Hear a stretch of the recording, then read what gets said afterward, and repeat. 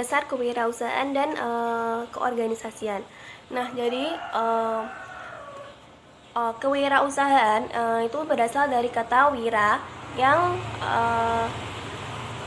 dan juga usaha. Nah, wira itu artinya pejuang, sedangkan usaha itu adalah amal atau bekerja atau berbuat sesuatu. Nah, jadi wirausaha itu adalah pejuang atau pahlawan yang berbuat sesuatu. Tapi menurut Kamus Besar Bahasa Indonesia, wirausaha itu adalah orang yang pandai atau berbakat mengenali produk baru, menentukan cara produksi baru, menyusun operasi untuk mengadakan produk baru, mengatur pemodalan operasinya, serta memasarkannya. Nah, jadi berdasarkan pengertian tersebut, kewirausahaan itu merupakan kemauan dan kemampuan seseorang dalam menghadapi berbagai risiko dengan mengambil inisiatif untuk menciptakan dan melakukan hal-hal baru melalui pemanfaatan kombinasi berbagai sumber daya dengan tujuan untuk memberikan pelayanan yang terbaik kepada seluruh pemangku kepentingan atau stakeholder dan memperoleh keuntungan sebagai konsekuensinya. Nah, untuk fungsi dan peran wirausaha itu penemu atau inovator dan berencana atau planner. Sebagai penemu, wirausaha itu menemukan dan menciptakan produk dan teknologi dengan cara atau ide-ide dan organisasi usaha. Nah, adapun sebagai perencana, wirausaha itu berperan merencanakan atau merancang usaha pada strategi perusahaan serta menciptakan organisasi perusahaan baru. Nah, untuk ide dan peluang kewirausahaan, ide itu akan menjadi peluang apabila wirausaha bersedia melakukan evaluasi terhadap peluang akan secara terus-menerus melalui proses penciptaan sesuatu yang baru dan berbeda, mengamati pintu peluang, menganalisis proses secara mendalam, dan menghitung risiko yang mungkin terjadi. Nah, selanjutnya itu kerangka berpikir kewirausahaan. Nah, jadi untuk kerangka berpikir kewirausahaan, yang pertama yaitu pola tanggapan. Itu berasal dari karakteristik perseorangan dan juga karakteristik kelompok sosial. Yang kedua yaitu pola peluang, itu berasal dari kebutuhan ekonomi sama kemajuan teknologi. Nah, lalu berhubungan dengan perilaku wirausaha. Nah, perilaku wirausaha ini itu yaitu mendirikan, mengelola, mengembangkan, sama melembagakan. Nah, sesudah itu lalu hasil usaha perusahaan. Jadi hasil usaha perusahaan ini itu ada tepat guna, hemat usaha, unggul mutu, dan pembaharu. Nah, selanjutnya yaitu konsep dari pengorganisasian. Nah, pengorganisasian itu merupakan proses penyusunan anggota dalam bentuk struktur organisasi untuk mencapai tujuan organisasi dan sumber daya yang dimiliki dan lingkungan yang melingkupinya, baik internal maupun eksternal. Nah, ada dua aspek utama dalam organisasi. Yang pertama yaitu departementasi dan pembagian kerja yang merupakan dasar proses pengorganisasian. Nah, yang selanjutnya yaitu dari fungsi pengorganisasian. Nah, yang pertama yaitu mengembangkan rencana-rencana reorganisasi yang akan membuat sistem manajemen itu lebih efektif dan efisien. Yang kedua yaitu mengembangkan rencana untuk memperbaiki keterampilan manajerial yang sesuai dengan kebutuhan sistem manajemen saat ini. Yang ketiga yaitu untuk mengembangkan iklim organisasional yang menguntungkan dalam sistem manajemen. Nah, untuk proses pengorganisasian itu ada beberapa langkah. Yang pertama yaitu tercermin dalam rencana dan tujuan menetapkan tugas-tugas pokok. Yang kedua yaitu membagi tugas-tugas pokok ke dalam sub-sub tugas. Yang ketiga yaitu alokasi sumber daya dan pengarah bagi sub tugas. Yang keempat yaitu mengevaluasi hasil dari strategi pengorganisasian yang diimplementasikan. Nah, jadi wirausahawan itu hendaknya secara terus-menerus mengulangi langkah-langkah dari proses tersebut. Di sini saya akan mempresentasikan terkait struktur organisasi dan proses wirausaha. Nah, di sini yang pertama saya akan menjelaskan terkait struktur organisasi. Struktur organisasi di sini sangat penting dalam suatu perusahaan atau dalam suatu organisasi. Kenapa? Karena struktur organisasi itu menunjukkan atau menggambarkan tupoksi masing-masing dari setiap jabatan yang dimiliki oleh seseorang ataupun oleh masing-masing yang memiliki jabatan tersebut. Ada manajer, ada karyawan, staf, dan lain-lain seperti itu. Nah, selain itu dalam struktur organisasi juga menggambarkan aktivitas kerja masing-masing di setiap unit dalam organisasi tersebut, terus juga menunjukkan masing-masing saling koordinasi antar fungsional satu dengan fungsional selanjutnya, terus juga jenis-jenis pekerjaan yang akan dilakukan oleh masing-masing kelompok. Kan dalam suatu perusahaan kan pastinya ada beda-beda tugasnya masing-masing. Nah, itu harus tahu arahnya kemana, manajer tugasnya apa, karyawan tugasnya apa, ranahnya kemana, alurnya mau kemana, dan lain-lain. Koordinasinya juga kemana harus mengetahui seperti itu. Lalu di sini ada macam-macam jenis struktur organisasi. Yang pertama organisasi garis. Nah, di sini organisasi garis itu harus sesuai, harus sejalur. Contohnya ada manajer, lalu ada di makalah bisa kalian lihat ada manajer personalia, ada manajer produksi, manajer pemasaran, manajer keuangan. Nah, di sini contohnya manajer personalia itu memiliki karyawan sendiri, lalu manajer produksi memiliki karyawan sendiri, begitupun dengan manajer pemasaran dan manajer keuangan sudah memiliki karyawan-karyawannya tersendiri seperti itu. Jadi karyawan manajer personalia juga harus menyuruh atau memerintah sesuai ranahnya masing-masing seperti itu. Begitu pula dengan karyawan harus koordinasi dengan arahnya atau jalurnya masing-masing. Sedangkan manajer itu tugasnya ke semua, menjurus ke semua, baik itu manajer personalia, produksi, pemasaran, keuangan, baik dan karyawan seperti itu. Lalu selanjutnya ada organisasi garis dan staf. Nah, di sini bedanya dengan yang organisasi garis itu terletak hanya di stafnya saja, ketambahan staf. Nah, di sini staf itu ranahnya di bawah manajer. Di bawah manajer otomatis dalam staf ini tugasnya itu nanti koordinasinya ke manajer langsung seperti itu. Selanjutnya ada organisasi fungsional. Nah, organisasi fungsional ini berbeda dengan garis ya, karena organisasi garis itu kan secara sederhana, sedangkan organisasi fungsional ini bebas. Maksudnya di sini bebas begini, contoh saja tadi manajer, terus manajer personalia, manajer produksi, manajer pemasaran, manajer keuangan. Nah, di sini pimpinan itu berhak memerintah bagian manapun. Contohnya manajer personalia boleh memerintah karyawan dari manajer produksi asal saling koordinasi sesuai tupoksinya masing-masing seperti itu.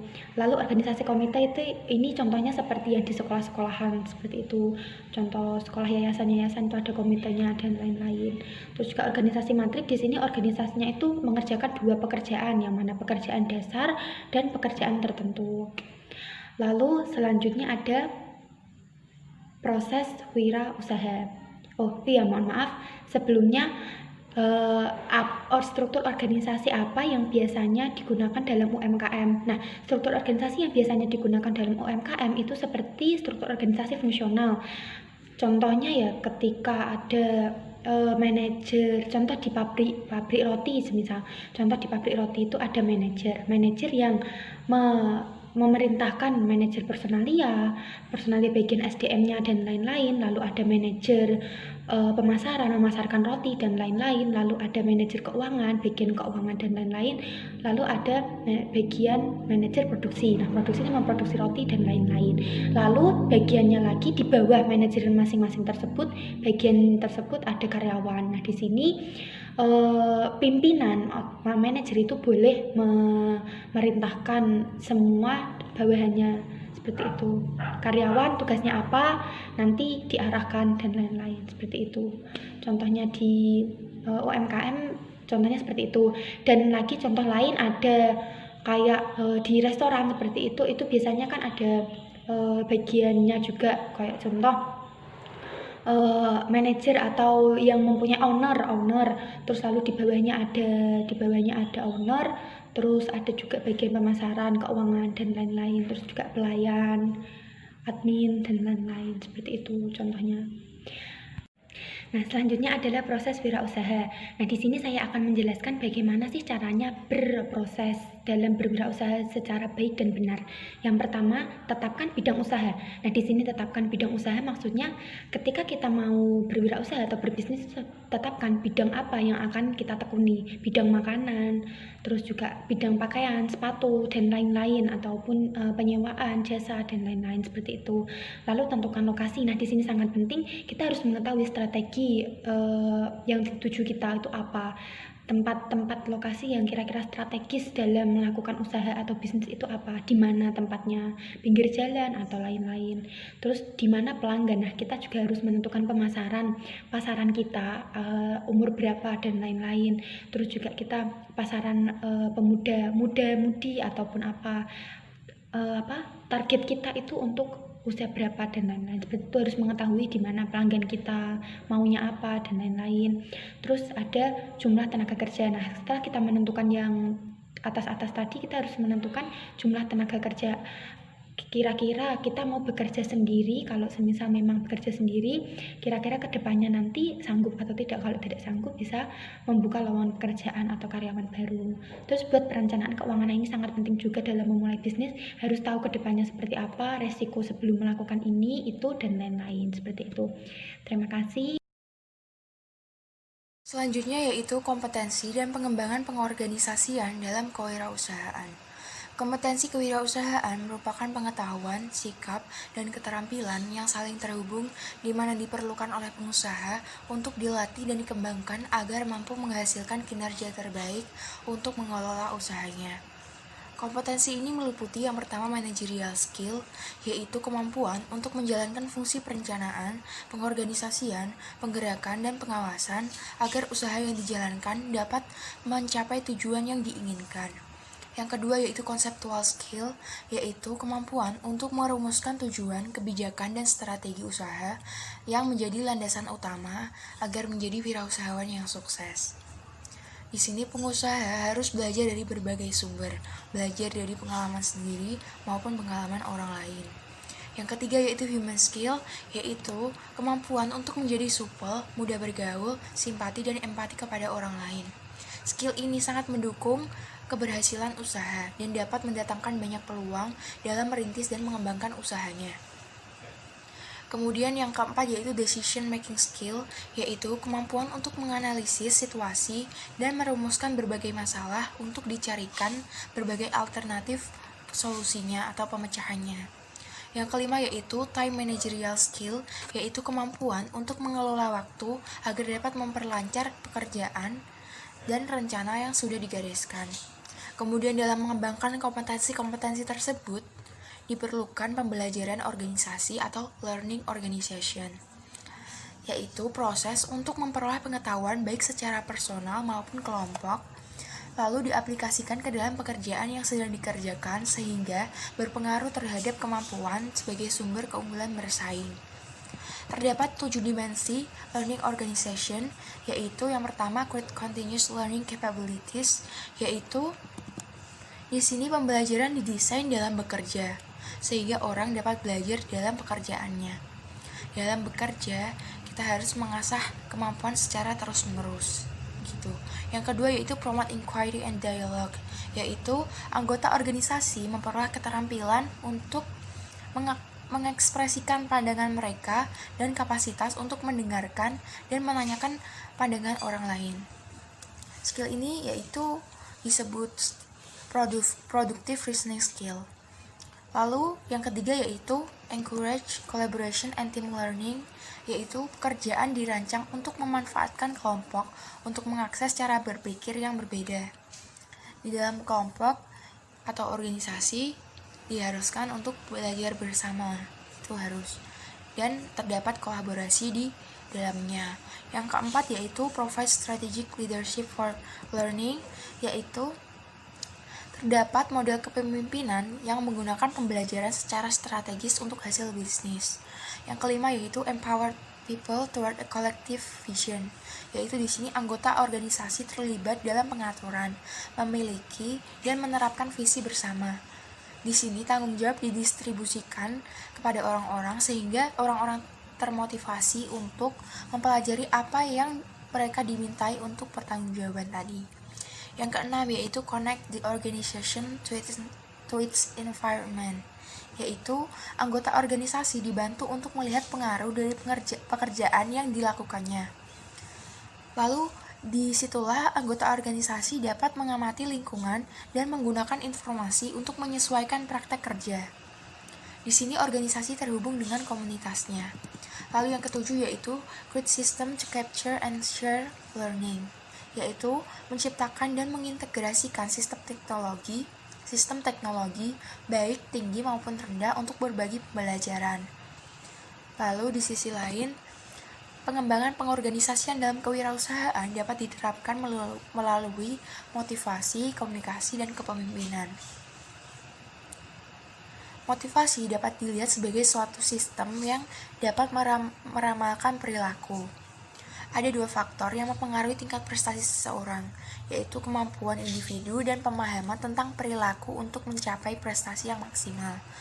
Kedua faktor tersebut disebut persepsi peranan, yaitu antara motivasi dan kemampuan.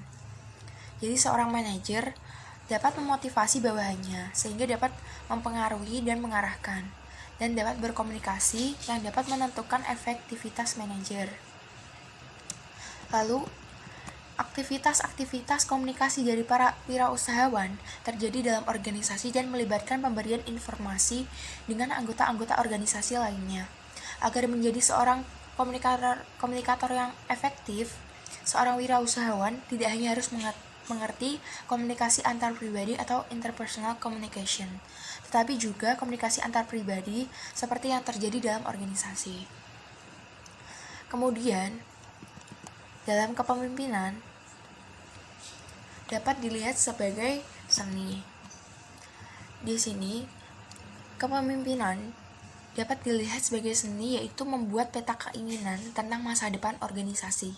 Kemudian diterjemahkanlah peta tersebut menjadi kerangka keinginan yang nyata.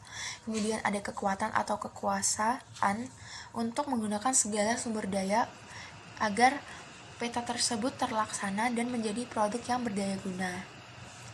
Lalu dalam kepemimpinan mencakup tugas pemanduan, penuntunan, pemberian motivasi, dan menjalin jaringan komunikasi yang mantap. Terima kasih. Untuk materi yang selanjutnya yaitu pengisian atau penyediaan sumber daya manusia dalam organisasi kewirausahaan. SDM sebagai salah satu unsur penunjang organisasi dapat diartikan sebagai manusia yang bekerja di lingkungan satu organisasi atau potensi manusiawi sebagai penggerak organisasi dalam mewujudkan eksistensinya atau potensi yang merupakan aset dan berfungsi sebagai modal non-material dan organisasi bisnis yang dapat diwujudkan menjadi potensi nyata secara fisik dan non-fisik dalam mewujudkan eksistensi organisasi. Yang pertama yaitu fungsi sumber daya manusia dalam organisasi. Seiring dengan persaingan yang semakin tajam karena perubahan teknologi yang cepat dan lingkungan yang begitu drastis pada setiap aspek kehidupan manusia, setiap organisasi membutuhkan sumber daya manusia yang mempunyai kompetensi agar dapat memberikan pelayanan yang prima dan bernilai. Organisasi tidak hanya mampu memberikan pelayanan yang memuaskan, tetapi juga berorientasi pada nilai.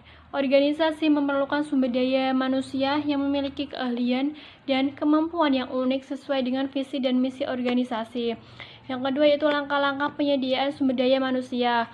Untuk menyediakan sumber daya manusia yang tepat bagi organisasi kewirausahaan, manajer hendaknya mengikuti 4 langkah. Yang pertama yaitu ada penarikan, seleksi, pelatihan, dan penilaian hasil kerja. Yang pertama yaitu penarikan tenaga kerja. Melalui rekrutmen, organisasi dapat melakukan komunikasi dengan pihak-pihak tertentu untuk memperoleh sumber daya manusia yang potensial, sehingga akan banyak pencari kerja dapat mengenal dan mengetahui organisasi yang pada akhirnya akan memutuskan dalam bekerja. Yang kedua yaitu ada seleksi. Seleksi adalah pemilihan individu untuk disewa dari semua individu-individu yang telah direkrut. Dengan cara ini, seleksi bergantung pada demikian penarikan tenaga kerja. Di sini ada 8 langkah dalam proses seleksi. Yang pertama ada penerimaan surat lamaran, penyelenggaraan ujian, wawancara seleksi, pengecekan latar belakang pelamar dan surat-surat referensinya, evaluasi kesehatan, wawancara oleh manajer yang akan menjadi atasan langsungnya, pengenalan ke pekerjaan, dan yang terakhir yaitu keputusan atas lamaran. Yang ketiga yaitu ada pelatihan. Sesudah penarikan dan seleksi tenaga kerja, langkah berikutnya di dalam memberikan sumber daya yang tepat bagi organisasi kewirausahaan adalah pelatihan. Pelatihan adalah proses pengembangan kualitas sumber daya manusia yang pada akhirnya akan membuat sumber daya menjadi lebih produktif. Yang terakhir yaitu ada penilaian hasil kerja. Penilaian hasil kerja adalah proses menelaah aktivitas produktif individu-individu di masa lalu guna untuk mengevaluasi sumbangan yang dibuat dalam mencapai tujuan sistem manajemen. Tujuan dari penilaian hasil kerja adalah untuk memberikan umpan balik pada anggota-anggota organisasi kewirausahaan mengenai seberapa baik menjadi lebih produktif. Terima kasih.